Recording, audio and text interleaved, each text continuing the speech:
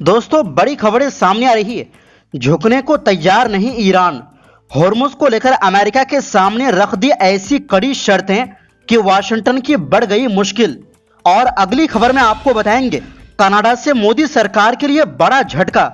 Canada में RSS को आतंकी लिस्ट में डालने की मांग। मोहन भागवत की एंट्री पर लगाई जाए पाबंदी। और साथ में आपको बताएंगे, ईरान के साथ 6 महीने से जारी जंग में अमेरिका अब क्यों पीछे हटने का रास्ता तलाश रहा है। जनरल डैन कैन ने ट्रंप के करीबियों को दी बड़ी चेतावनी। तो बिना समय गवाए बात करते हैं खबरों की। दोस्तों, खुद को सुपर पावर कहने वाले अमेरिका अपने आप को तो बहुत स्मार्ट समझते हैं, लेकिन ईरान ऐसा नहीं समझता। ईरान अमेरिका की शर्त मानने के बजाय खुद अपनी शर्त मनवाने में लगे हैं। दरअसल ईरान ने स्ट्रेट ऑफ होर्मुज को लेकर अमेरिका के सामने अपनी शर्तें साफ कर दी। ईरान की सुप्रीम नेशनल सिक्योरिटी काउंसिल के सचिव मोहम्मद बाकिर जोलगद्र ने शनिवार को कहा कि जब तक अमेरिका ईरान के प्रति अपना रवैया नहीं बदलता, तब तक होर्मुज को दोबारा खोलने का सवाल नहीं है। उन्होंने साफ शब्दों में कहा कि अमेरिका को पहले अपनी नीतियों और ईरान के खिलाफ अपने कदमों में बदलाव करना होगा। जोलगद्र के मुताबिक ईरान चाहता है कि अमेरिका भविष्य में किसी भी तरह ईरान को धमकी देना बंद करे। उन्होंने कहा कि अमेरिका को किसी भी भाषा में ईरान को धमकी नहीं देनी चाहिए और ईरानी जनता के धार्मिक और पवित्र मूल्यों का अपमान भी नहीं करना चाहिए। इसके साथ ही ईरान ने मांग की है कि अमेरिका ईरान और उसके सहयोगियों के खिलाफ चल रही सैन्य कार्रवाई और हमले को हमेशा के लिए बंद करे। ईरान के मुताबिक इसमें लेबनान, फिलिस्तीन, यमन और इराक में उसके सहयोगियों के खिलाफ होने वाले हमले भी शामिल है। ईरान की मांग यही खत्म नहीं होती। तेहरान चाहता है कि अमेरिका ईरान के आसपास लगाए गए समुद्री प्रतिबंध हटाए और इलाके से अपनी नौसेना और वायुसेना की सैन्य मौजूदगी वापस ले। इसके अलावा ईरान ने पिछले 2 युद्धों में हुए नुकसान का पूरा मुआवजा देने की भी मांग रखी है। ईरान का कहना है कि उस पर लगाए गए सभी प्रतिबंध भी हटाए जाने चाहिए, क्योंकि वो इन्हें अन्यायपूर्ण और गैर कानूनी मानता है। इसके साथ ही ईरान ने विदेशों में जमा अपनी संपत्तियां भी वापस करने की मांग की है। जोलगद्र ने कहा कि अलग अलग देशों में रोकी गई ईरानी लोगों की संपत्ति बिना किसी शर्त के वापस की जानी चाहिए। उन्होंने कहा कि ये सिर्फ सरकार की नहीं, बल्कि ईरानी जनता की मांगे हैं, जिन्हें लोग पिछले 160 दिनों से सड़कों और सार्वजनिक जगहों पर उठा रहे हैं।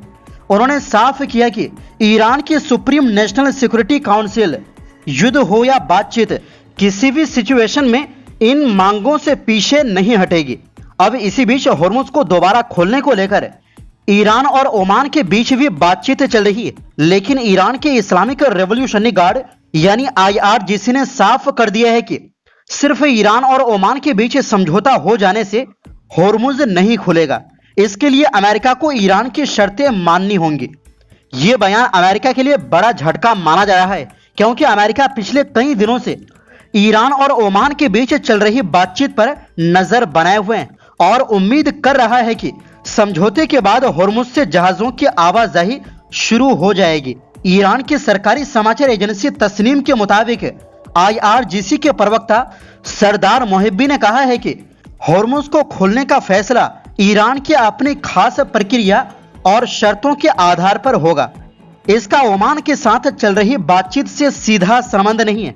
मोहिब्बी ने साफ शब्दों में कहा कि ईरान के लिए होर्मुज सिर्फ जहाजों के आने जाने का समुद्री रास्ता नहीं है, बल्कि ये ईरान की भौगोलिक और रणनीतिक ताकत का एक अहम हिस्सा है। वहीं दूसरी ओर दोस्तों, देश के सबसे बड़े हिंदूवादी संगठन RSS की मुश्किलें बढ़ सकती है। कनाडा से ऐसी खबर सामने आई है जो सीधा मोदी सरकार के लिए झटका है।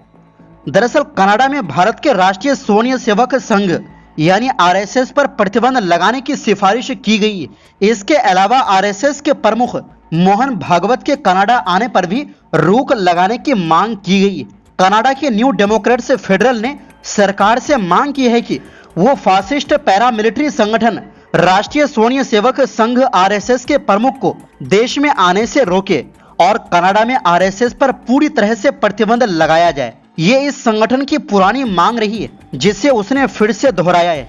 NDP की विदेश मामलों की प्रवक्ता हीथर मैकफर्सन और एनडीपी की इमिग्रेशन और पब्लिक सेफ्टी मामलों के प्रवक्ता जेनी क्वान ने देश के विदेश मंत्री, पब्लिक सेफ्टी मंत्री और इमिग्रेशन मंत्री को पत्र लिखकर मांग की है कि वो अगस्त के आखिर में मोहन भागवत के प्रस्तावित कनाडा यात्रा से पहले इस मामले में कार्रवाई करें। एनडीपी की विदेश मामलों के प्रवक्ता हीथर मैकफर्सन ने कहा, आरएसएस एक चरमपंथी संगठन है जो भारत में धार्मिक अल्पसंख्यकों और हाशिए पर रहने वाले लोगों के खिलाफ नफरत और हिंसा को बढ़ावा देता है और कनाडा में संगठन के खिलाफ आवाज उठाने वाले लोगों को भी निशाना बनाकर डराता धमकाता है। इसने आगे कहा, कई अल्पसंख्यक समुदायों को डर है कि कनाडा में उनकी मौजूदगी से उनके खिलाफ नफरत और हिंसा बढ़ सकती है और कमजोर लोगों की सुरक्षा को खतरा हो सकता है।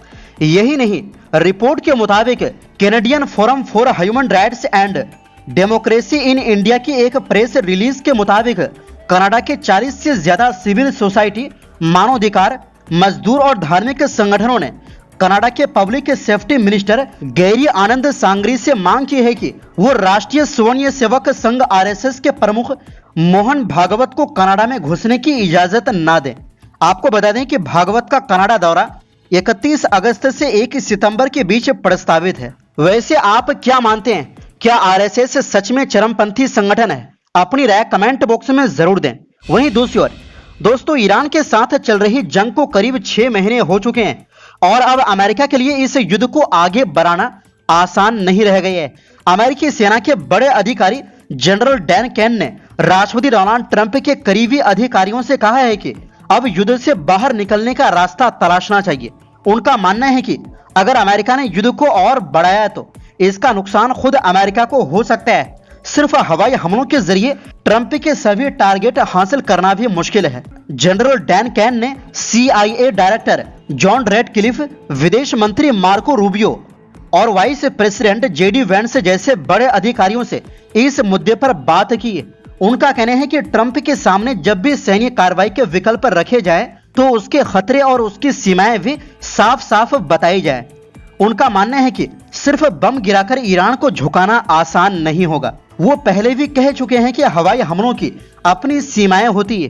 दरअसल जुलाई के आखिर में अमेरिका ने ईरान पर और बड़े हमले की तैयारी की थी। अमेरिकी सेंट्रल कमांड के कुछ अधिकारी इस हमले के पक्ष में थे और इजरायल भी इसका समर्थन कर रहा था, लेकिन ट्रंप ने मिडिल ईस्ट के अपने सहयोगी देशों से बात करने के बाद फिलहाल इस योजना को रोक दिया। इन देशों को डर था कि अगर अमेरिका ने ईरान पर हमला किया तो ईरान बदले में उनके तेल और ऊर्जा ठिकानों को निशाना बना सकता है।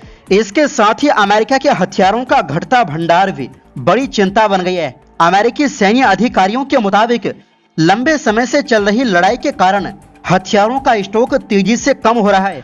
युद्ध शुरू होने से पहले ही चेतावनी दी गई थी कि अगर लड़ाई लंबी चली तो इजरायल और यूक्रेन को दिए जाने वाले अमेरिकी हथियारों पर भी इसका असर पड़ सकता है। अब पेंटागन और सेंट्रल कमांड भी अपनी रणनीति पर दोबारा विचार कर रहे हैं। ट्रंप ईरान के ऊर्जा ठिकानों और पुलों पर हमले जैसे विकल्पों पर भी विचार कर चुके हैं, लेकिन अमेरिकी अधिकारियों को डर है कि ऐसे हमलों से ईरान के पीछे हटने के बजाय जवाबी कार्रवाई और तेज हो सकती है।